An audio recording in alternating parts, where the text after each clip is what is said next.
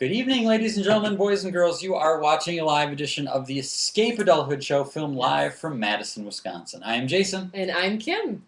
And we're here to share with you some April Fool's stuff. Yes. One of the best holidays ever. It kind of is like one of those things that finally gives you, as an adult, permission to be childlike and playful. So Right. we are celebrating that tonight, so we're excited. That's really what our entire mission is about, is to help people escape adulthood, fight adultitis, remind themselves not to take themselves too seriously. So we have about a half-hour show here planned for you guys.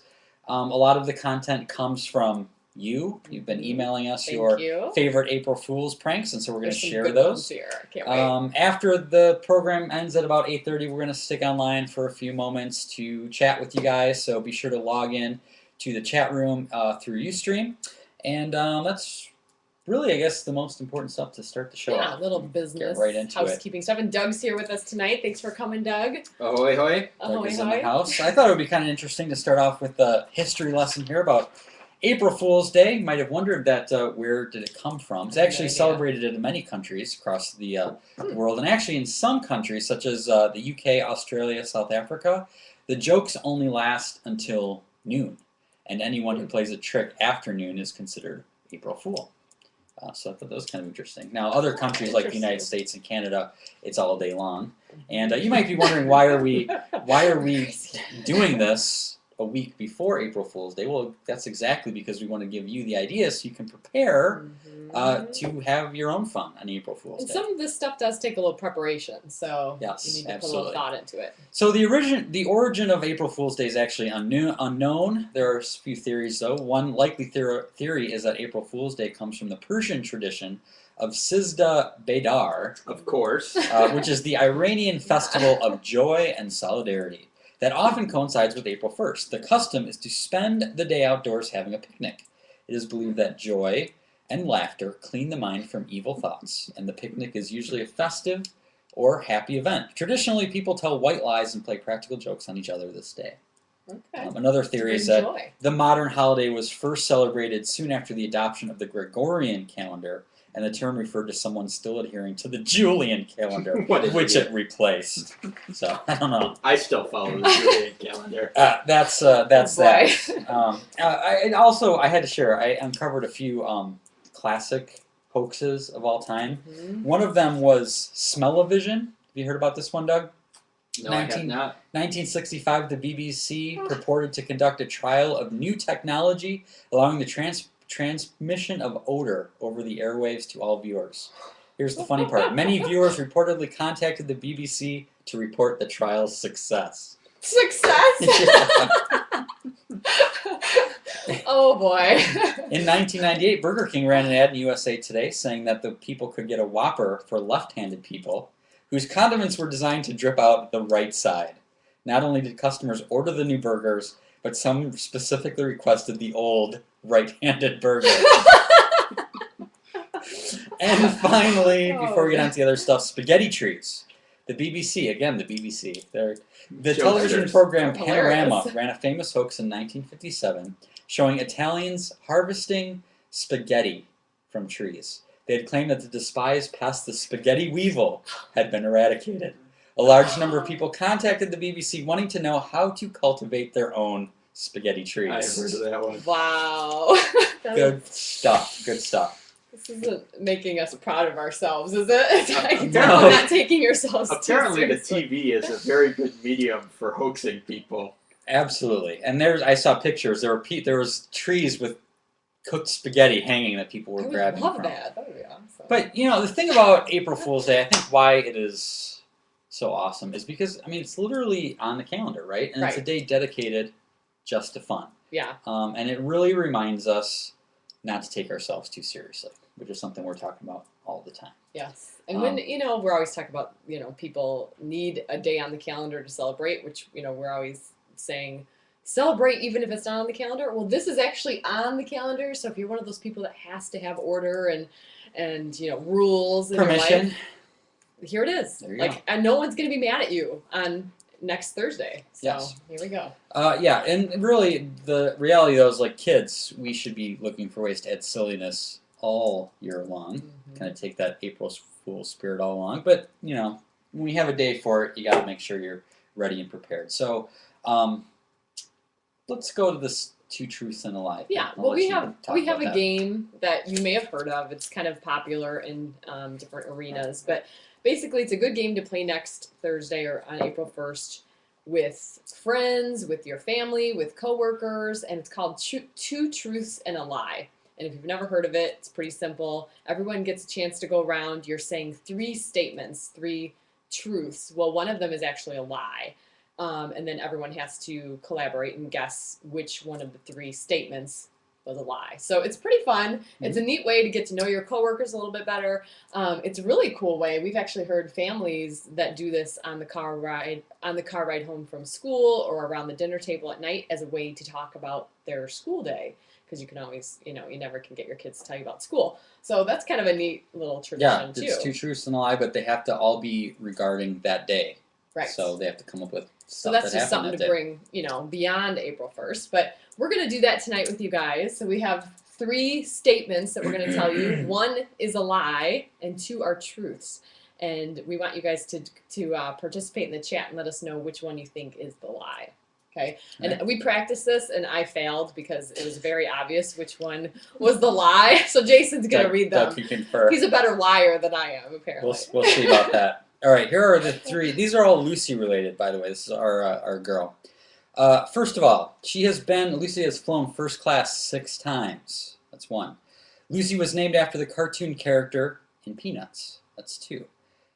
What do we write down here? Lucy pooped on her dad within her first hour of life. So those are the 3. Lucy has been on first class 6 times. Lucy was named after the character Lucy from Peanuts, or Lucy pooped on her father within the first hour of her life. So one of those is a blatant falsehood. What do you guys think? We'll announce at the end of the show, but feel free to let us know in the chat what you think is the false one. Yeah.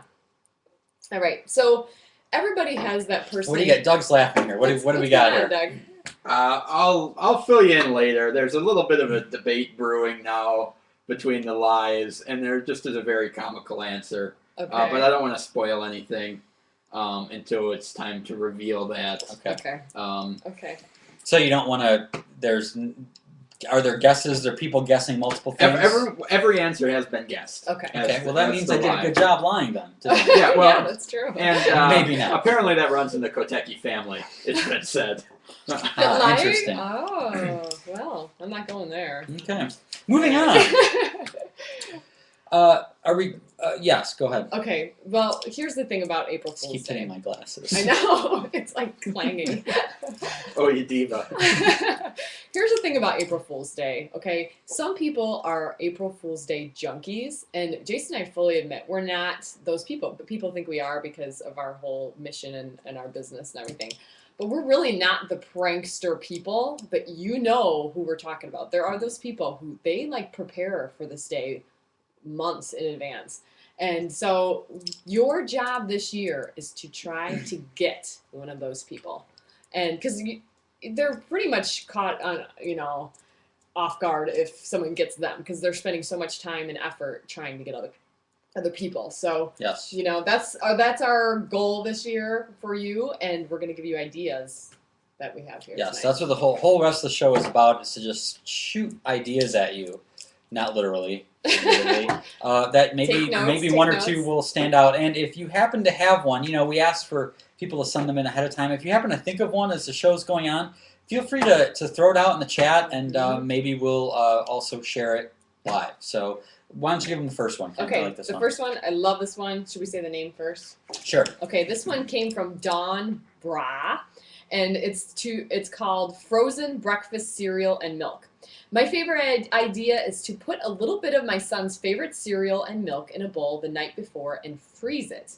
Then on April Fool's morning, I pour a little bit more milk and a little bit more cereal on top and serve. The look on his face was hilarious, and when he tried to figure out what was going on. So you go in and it's frozen. I love it. Classic. Yeah.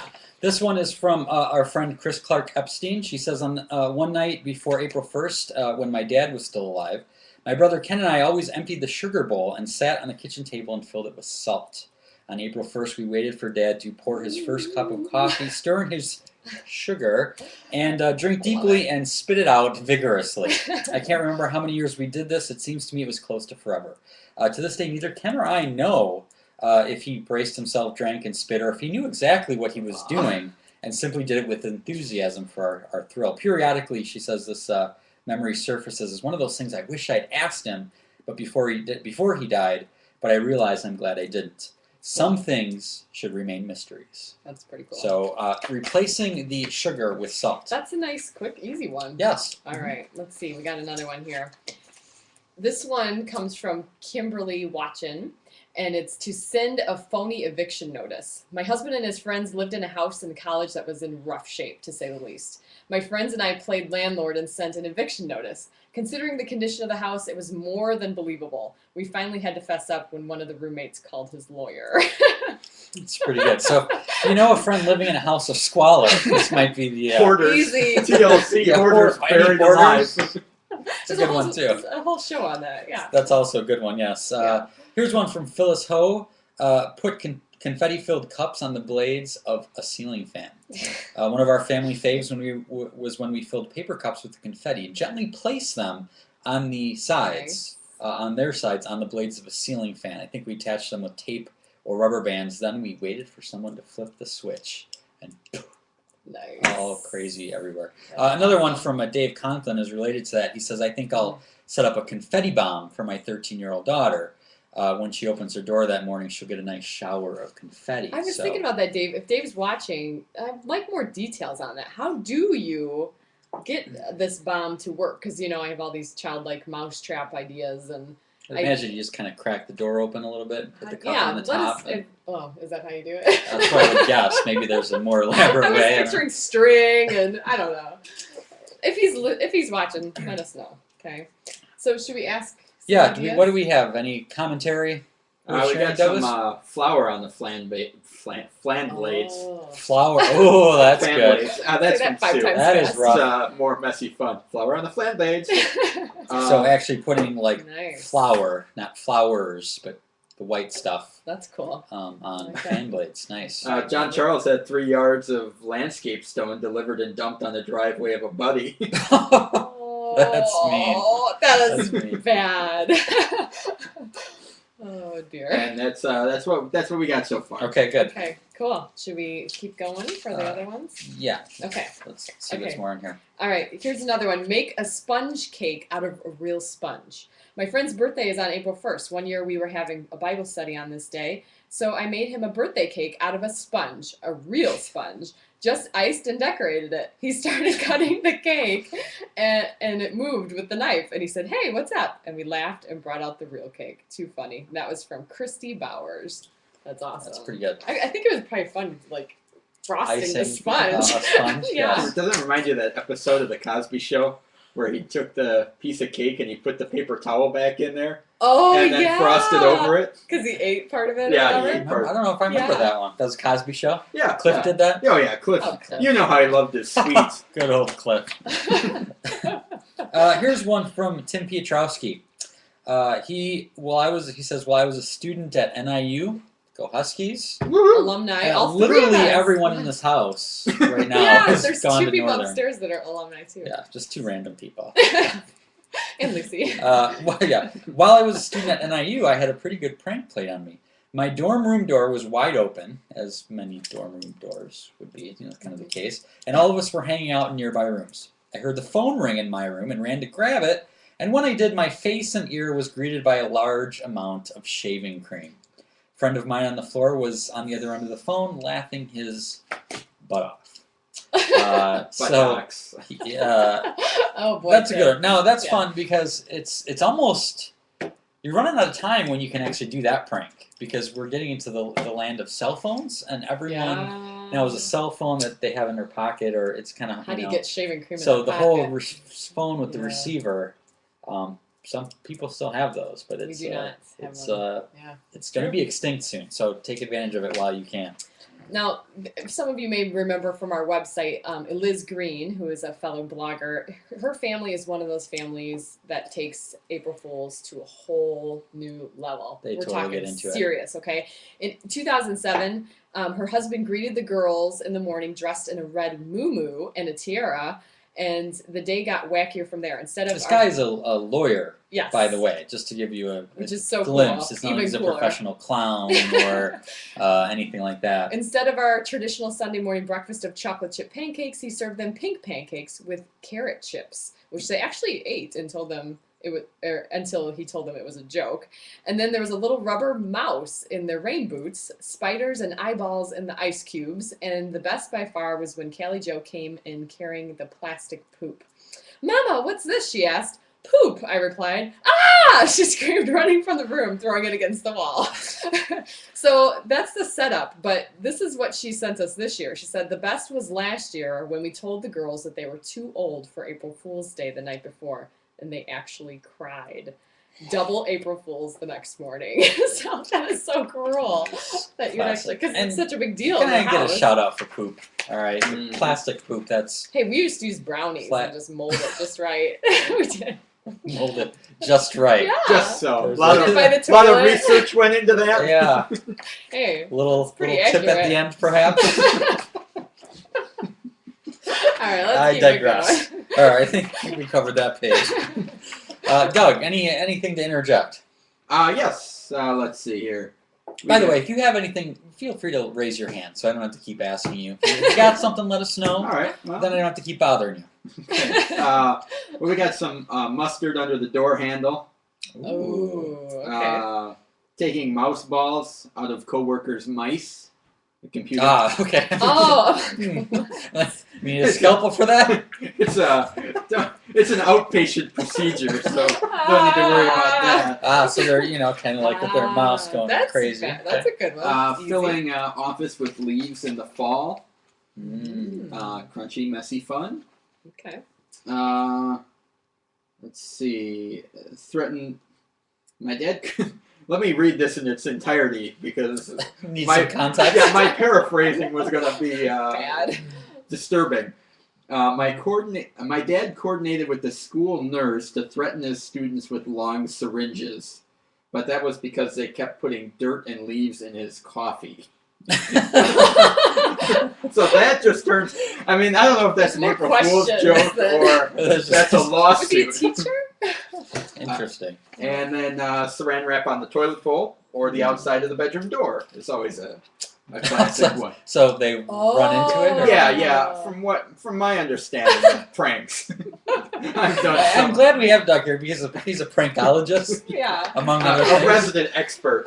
But what you would do is you would actually put the saran wrap between the door at the bottom, so they will trip over it. I guess you could do it so they walk into it, but Okay. It's better if they don't see it. They just trip over. you just walk out the door Nice. and Simple. yikes. Or if you're playing a joke on Lucy, you could just open the curtains. And We she'll walk right into stayed the at a wall. hotel with a sliding glass door, and she ran right into the door. Like, oh, I'm gonna go outside. So it's That's true. for all That is a ages truth. here. That good, Doug? You got covered for somebody here saw someone say they were calling from the doctor's office to call one of his friend's wives to tell him that she was pregnant. Oh. Told the husband, right? Yeah, called the husband. So the doctor called the husband? The friend had somebody call another husband and say that he was the doctor, saying that his wife was pregnant. Interesting. That's some big ones. That's how marriages are ruined. That is... Well, that reminds us of something we didn't say, is that the April Fool's jokes usually come in two forms: the prankster type or fibs. So that would definitely be the whole fibbing kind But of your thing. dad's a big fib Yeah, guy. we would wake up every April Fool, every year, every year in a row, and we'd believe him. Every year in a row. Every other year we'd wake up. As opposed to those on April disjointed Fools, years. and he'd say, "Oh, no school today. It snowed all night." And we'd be like, "Yay!" And then we'd look out the window. The It house was full of green gullible with girls. tulips outside. So Didn't see it coming. no. All right, a couple more here. We mentioned the mouse balls and a related computer note. This is sort of a classic from Larry Updike. I like to screen capture workers' desktops, put the screen cap up as wallpaper, and then move all their icons.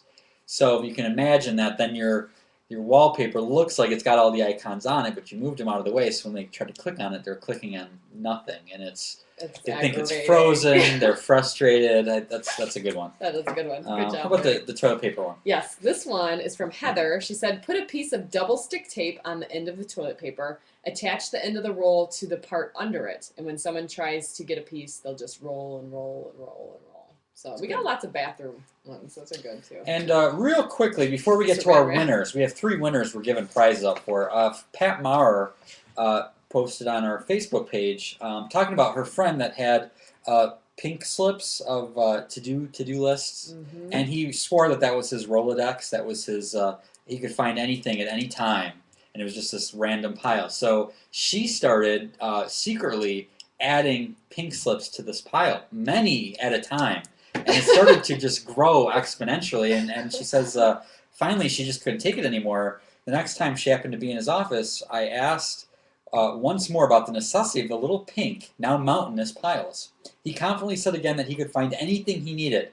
So I named an out-of-town colleague, and off he went, and got quite a ways through a heap before he noticed the name on the to line was only his on about 1 out of 10 of the pink slips. He was a good sport and laughed about it, and the next day I brought him cookies. So that's it. You know, when you get someone really bad, a little present maybe the next day to make up for it's not a bad idea that either. Helps sweeten the deal a little bit. So our winners? Our winners, yes. Okay. Let's see. We got a couple prizes here. Let's do this one. All right. We have potty paper. This is toilet paper with word searches on it. All right. Let's see if we can see that. There we go. Keep you busy in with there. The, word search. Find it. So this one goes to Kim. This goes to Kathy Schoenberger, and here is her winning entry. She said, give someone a fake phone message. I worked at a place where we took lots of phone calls and clients every day. My coworker had the receptionist email me that I needed to return a call to an Ellie font at the zoo phone number. And this is actually the Henry Vita Zoo here in Madison. The best part was that I was so busy I didn't realize it was an April Fool's Day joke. Or it was April Fool's Day. So instead of catching on, I called the zoo, and when the lady answered, I asked if there was a Ms. Ellie Font there, and she just started dying laughing. So that's pretty good. Isn't that kind of like a Simpsons thing? Doesn't he do that all the time? I like it. It's a Mo. Like a see more butts. Yes. Yeah. I need a butts here, so I need to see more butts. Good job, why don't you do the next one too? We got for this one we have law school in a box. So this is kind of a fun little prank. All the prestige for a fraction of the price. Nice. And in this case, it's free. So you'll have some fun with this. This one goes to. This goes to Sarah Jenkins. She said, serve chilled mashed potatoes and ice cream cones. That's disgusting. I love it. My kids love ice cream, and one year I made mashed potatoes and scooped it up and put it in ice cream cones for them. It looks just like vanilla ice cream. Actually, I had made the mashed potatoes earlier and then refrigerated them, so that when I passed the ice cream cone to them, it was cold. Nice. Oh, that was bad. You like that one. Yeah. And Sarah. finally, our grand champion who gets... this is called Hacked. What this is it's actually a 2 gigabyte flash drive, and it's a USB guy, and it's got a frayed wire at the end, so it looks like it was ripped off, kind of vandalized or whatever. So this actually goes to Lisa Warsinski, and she wrote in and told us that her favorite holiday in the world by far is April 1st. And basically what she did, she had a 2-parter a couple years ago. April Fool's Day fell on a weekday, like it does this year, and she decided to have it 2 parts, play one on her husband and the other on her kids. So with her husband, she actually took the day off to celebrate, and she stayed up late, and when everyone was sleeping, she set the clocks ahead in the bedroom and bathroom that he showers in several hours. So his alarm goes off at 5:30, and she set the alarm so it would go off at 2. And she said, when I heard the shower begin, I quick ran in before he stepped into the water. See, I'm not that mean. I happily sing-song announced, April Fools, it's really 2 in the morning. Oh, the joy. Well, not on his face, just on mine. So that was her husband. Then she gets her 2 elementary-age sons of the house. There happened to be a school teacher in-service day, so there were no classes. Classic. And she kept the radios off, so the boys wouldn't hear the announcer say anything about April Fools, and nothing about no school today. So they got ready for school, headed out in the mom van, as she calls it. We get there, and the shades are down in all the windows, and there weren't any cars in the parking lot. I tell them, just head in, I'm sure someone's around. They get out of the van, and I get out too, and for the second time on this glorious day, I sing-song announce, April Fools, and add, you don't have school. Oh, that's a good surprise. They had their mad faces going on, but we all burst out laughing. We then had the best hangout day and went out for lunch too. So Lisa wore Skinsey for that. Yay. You got the hacked USB flash drive. That's so awesome. Those are the ideas. We have about 5 minutes left. Doug, do we have any other information before we get to the 2 truths and a lie? Steve-O Baggins wants to clarify his threatening syringe story. Oh, that was Steve? Okay. Apparently it started out as an April Fool's joke, but they had so much fun putting stuff in his coffee that they kept doing it throughout the year. Then it apparently got carried away. So extreme measures needed to be taken. Long syringes. We do have a story here from Jenna that you may remember when a team got the, I guess basically the campus minister's office and saran wrapped his office supplies and then used butcher paper to wrap up his desk and papers on the wall. Was that your desk? No, that was a Terry Bear, I believe. Okay. Apparently his wife was not too happy when I believe she told stories that they individually saran wrapped each pen and placed them then in the pen holder. Oh! And, went the full. That's too far. I guess they would have actually gotten farther, but the wife did catch them. And the wife? Yes, the wife. So. And apparently he left that day with a few things still wrapped up. I bet. Yes, I can imagine. All right, can we get to the 2 truths and a lie? Yes, we can. All right, well, in recap, the 3 things. Oh, yeah, is Lucy around? Here she comes. Maybe she'll be able to shed some light on this. We're talking about you. I almost forgot about her. Oh, say hi to your fans. Keep clap. Keep clap. Okay, so this little friend here, these 3 things. She has been on first class 6 times in first class. She was named after the Peanuts character, Lucy, from the comic strip, Charlie Brown, if you don't know what Peanuts is.